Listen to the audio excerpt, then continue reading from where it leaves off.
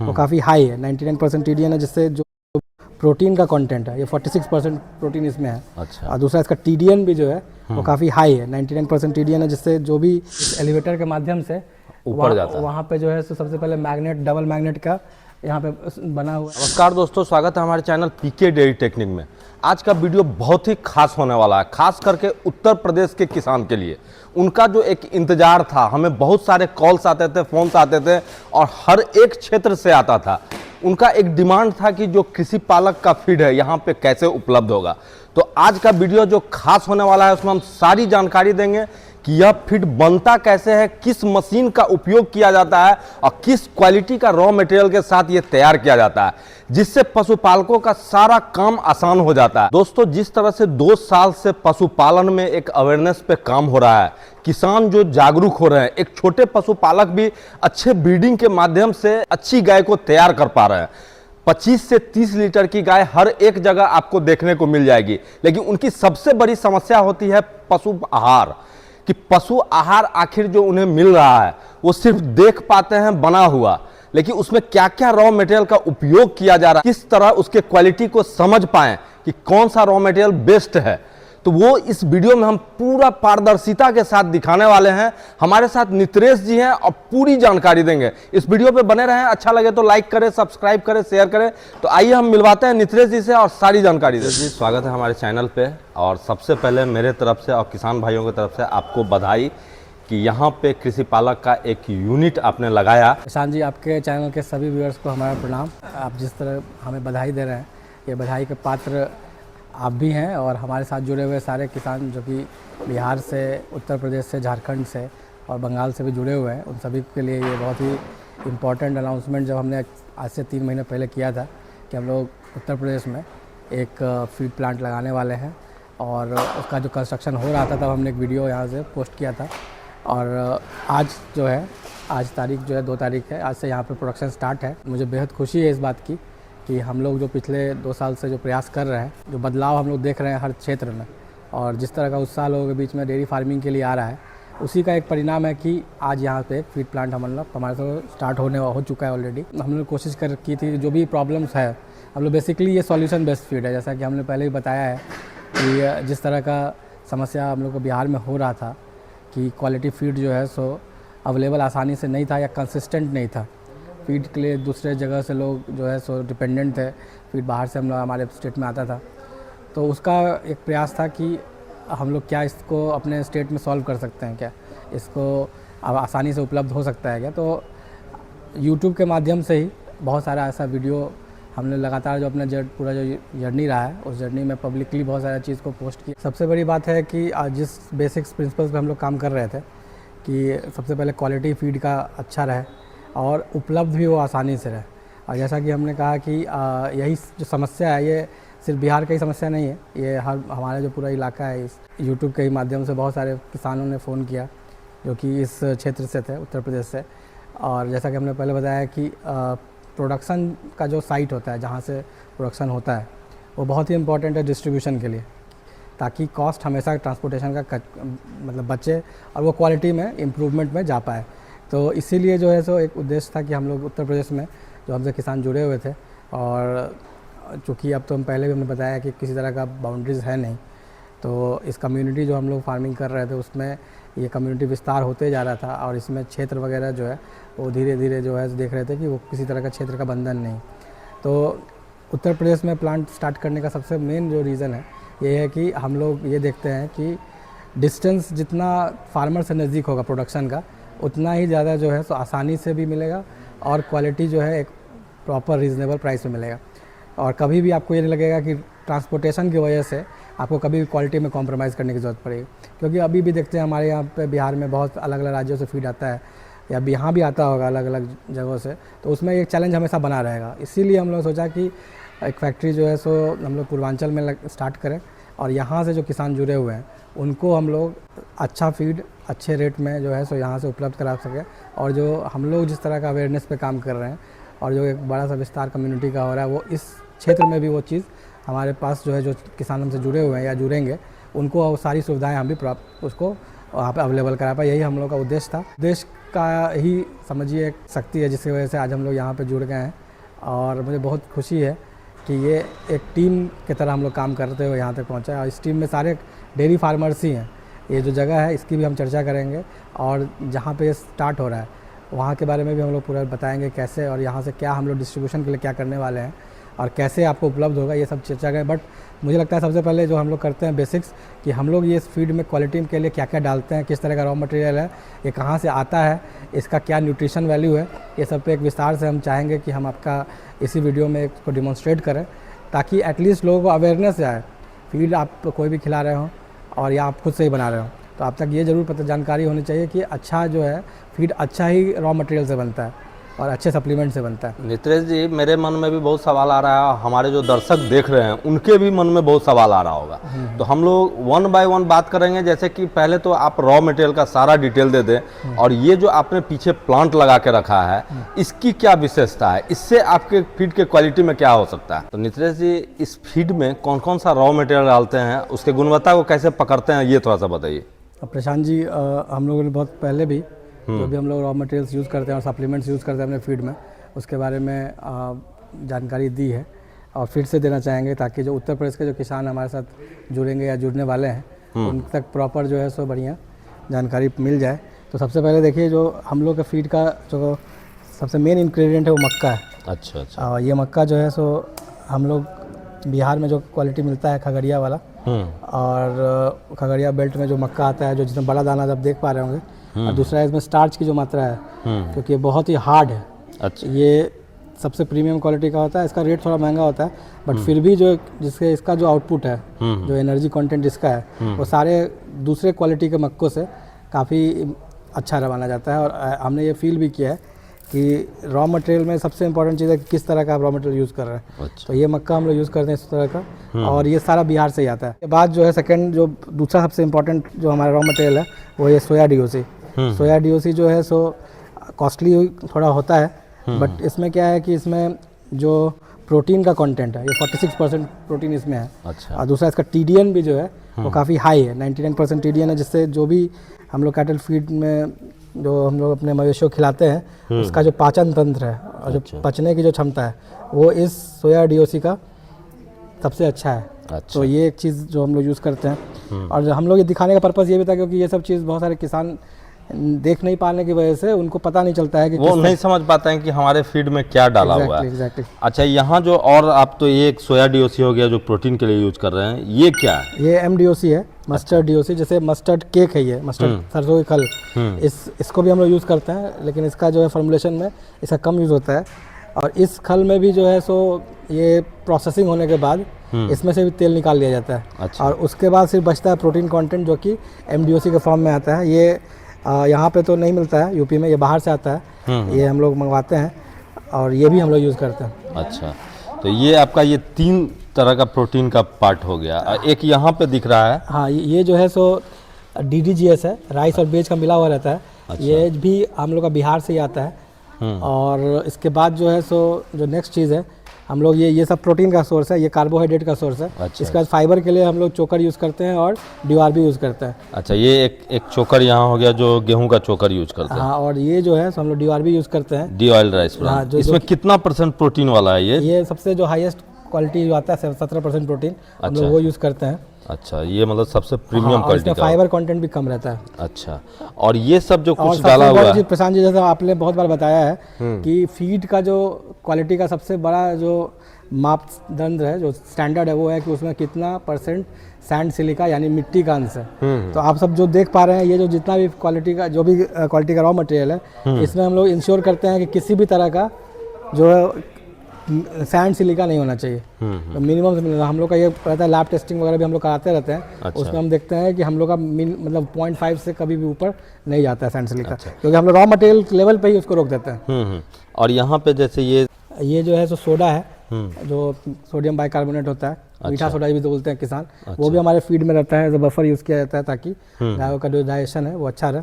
दूसरा सबसे चीज़ है जो कि बहुत लोग जानते हैं, जानना चाहते हैं कि बाईपास फैट जो है वो उनके पशुओं को मिले, क्योंकि किसी भी तरह का नेगेटिव एनर्जी बैलेंस में कोई भी कैटल नहीं जाए, मवेशी नहीं जाए, यानी उसका दूध देने के दौरान वजन ना टूटे। वजन ना टूटे, और अगर वो दूध नहीं दे रही है, ड्राई है, तो उसका वजन गेन भी हो। अच्छा। तो उसके लिए हम लोग बाईपास फैट यूज़ करते हैं। हम्म। और ये जो है सो MCP है, जैसे बहुत सारा प्रेगनेंसी इश्यूज़ के लिए, बहुत जानते भी होंगे जो जानकार किसान हैं, कि कैल्शियम और फॉस्फोरस के लिए जो है तो हमारे पास सबसे बेस्ट क्वालिटी का जो है सो सप्लीमेंट होना चाहिए। और MCP जो है, MCP में 21% फॉस्फोरस की गारंटी रहती है। अच्छा। इसीलिए हम लोग MCP को यूज़ करते हैं। और इसमें ये देख सकते हैं, ये पूरा कोटिंग फॉर्म में, इसमें किसी तरह का मिट्टी का इसमें अंश होने का चांस ही नहीं है। मतलब ये जैसे पाउडर वाला नहीं है हाँ, कि कोई पाउडर मिक्स नहीं कर है दे। दूसरा सबसे बात है कि जैसे लाइम स्टोन पाउडर का भी बहुत लोग इस्तेमाल करते हैं, या DCP का भी इस्तेमाल करते हैं। तो आजकल हम ये देख रहे हैं कि जितना किसान जागरूक हो रहे हैं, वो हमेशा ये बोलते हैं सर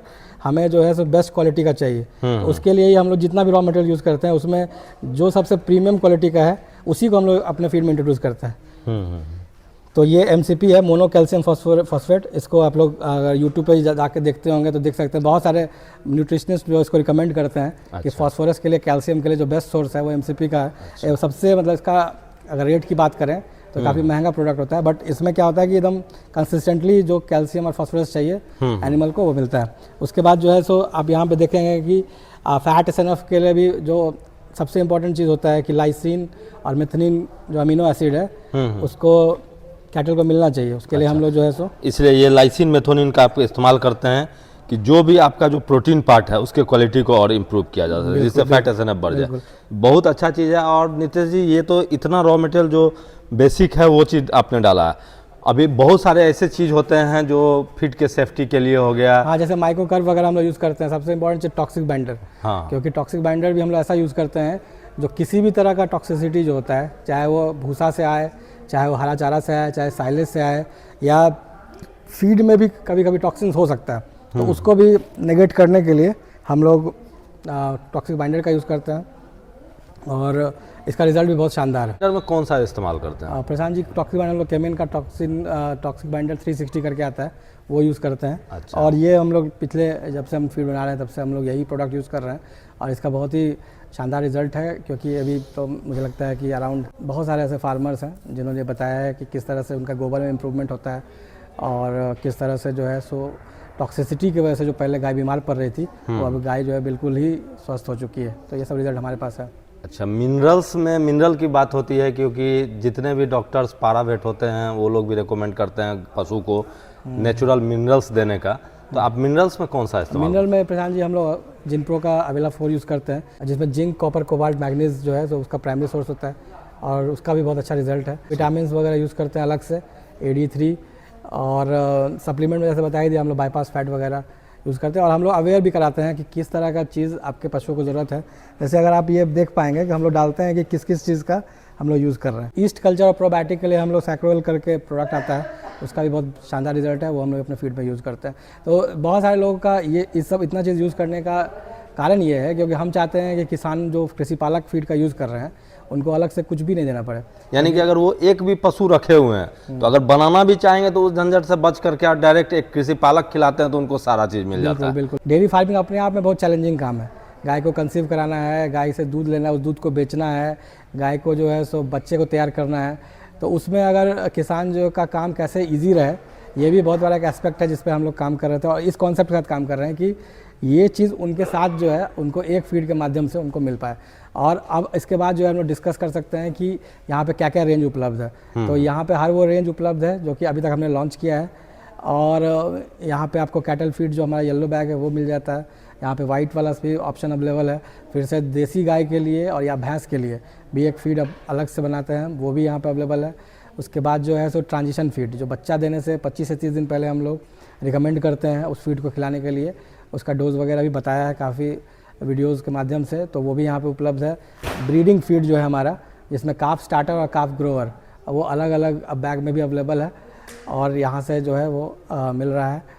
और इस तरह का अभी तक जो भी हमने अभी लॉन्च किया है वो यहाँ पे सारा रेंज अवेलेबल है और भविष्य में हम कुछ भी नया लॉन्च करते हैं तो भी वो यहाँ पे अवेलेबल होगा। जी, आपने जो फीड के जो रॉ मटेरियल को दिखाया, अब मशीनरी के बारे में बताएं कि ये कैसे आपके फीड के गुणवत्ता को बढ़ाता है। प्रशांत जी, सबसे पहले जो फीड इंडस्ट्री में जो सबसे one of the best machine होता है जिसका बेस्ट टेक्नोलॉजी है, जो क्वालिटी है मशीन का, उसके लिए आप सभी जानते होंगे, और जो कि हमारा जो ऑलरेडी जो प्लांट है मुजफ्फरपुर में, वो भी इसी कंपनी का लार्क इंजीनियरिंग का ही हमारा मशीन है।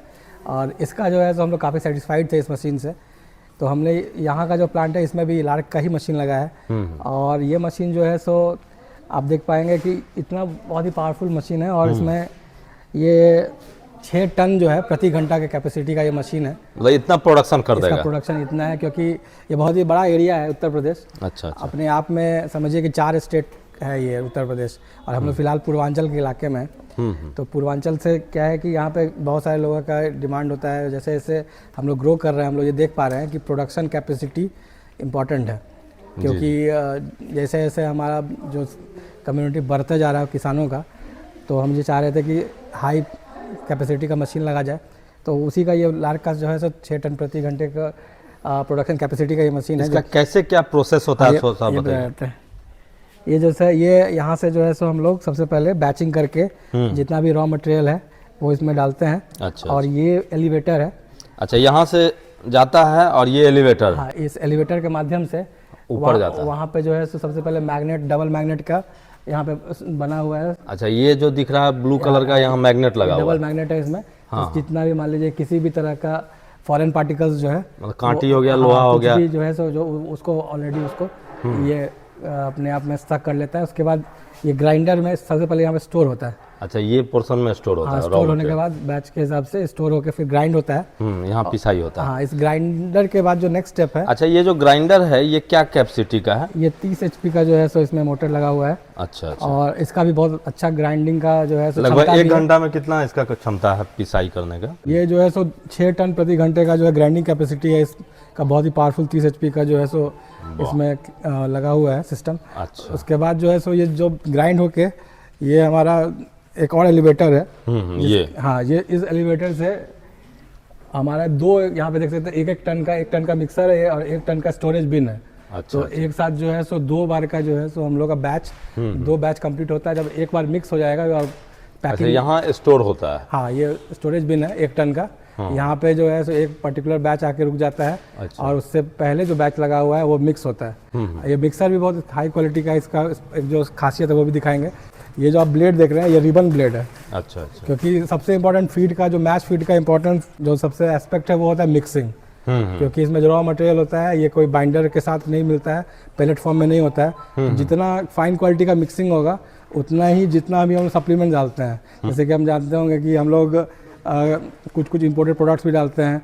अच्छा। कुछ जो है सो रिबन कोटेड प्रोडक्ट्स भी डालते हैं। कोई चीज़ ऐसा होता है जो 50 ग्राम भी पड़ता है। बहुत कम क्वांटिटी में वो पूरा थॉरो मिक्सिंग होना चाहिए, उसके लिए हम लोग इसका यूज़ करते हैं। अच्छा, इसमें मेडिसिन कहाँ से डालते? मेडिसिन के लिए ये चैम्बर है। अच्छा। जो सीधा मिक्सर से जाता है। इसमें जो है जो भी हमारा फॉर्मुलेशन के अकॉर्डिंग मेडिसिन होता है, चाहे वो स्टार्टर का हो, चाहे वो ग्रोअर का हो, चाहे हम लोग जो देसी फीड बनाते हैं उसके लिए हो, चाहे हमारा जो कैटल फीड है येलो बैग उसके लिए हो, इसका जो चैम्बर ये बना। सारा चीज़ का जवाब दिया कि फीड कैसे बनाते हैं, किस रॉ मटेरियल का इस्तेमाल करते हैं, किस तरह का मशीन आपने लगाया है जिससे आपके पशु आहार का गुणवत्ता बरकरार रहता है और बना रहता है। सबसे मुख्य बात है कि किसान ये फीड उनको उपलब्ध कैसे होगा, वो अगर लेना चाहेंगे तो वो कैसे लेंगे? प्रशांत जी, जो भी उत्तर प्रदेश के पूर्वांचल के किसान हमसे ऑलरेडी जो है 6 महीने 7 महीने से जुड़े हुए हैं, वो फीड यूज़ भी कर रहे हैं, जिनको हम लोग प्रोवाइड कर रहे हैं, चाहे वो बलिया से हों, चाहे कि बनारस से भी हैं, कुछ लोग भदोही से हैं, कुछ जो है सो प्रताप नगर से हैं, और कुछ कुशीनगर से भी हमारे साथ जुड़े हुए हैं। तो उन सबको ध्यान में रखते हुए मतलब कि उनको और आसानी से कैसे फीड अवेलेबल हो पाए, तो वो मेरे नंबर जो है उस पर संपर्क कर सकते हैं। मेरा नंबर है 9540754976 95 40 75 49 76।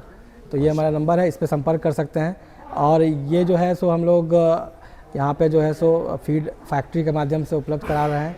और जो भी आजमगढ़ के आसपास के लोग हैं, हमारा एक डेयरी केंद्र जो है आजमगढ़ में भी है, स्टार्ट हो चुका है, उसका भी हम वीडियो के माध्यम से आपको संपर्क सूट दे देंगे कि वो वहाँ से भी जो है सो जुड़ सकते हैं। और डेयरी केंद्र का जो कॉन्सेप्ट हमारा है कि फीड के साथ साथ प्रेगनेंसी किट हो गया, सीमेन हो गया, फिर आपको जो भी डेयरी फार्म में जैसे वज़न नापने के लिए टेप वगैरह होता है, वो सब भी हम लोग उस केंद्र के माध्यम से अवेलेबल कराते हैं।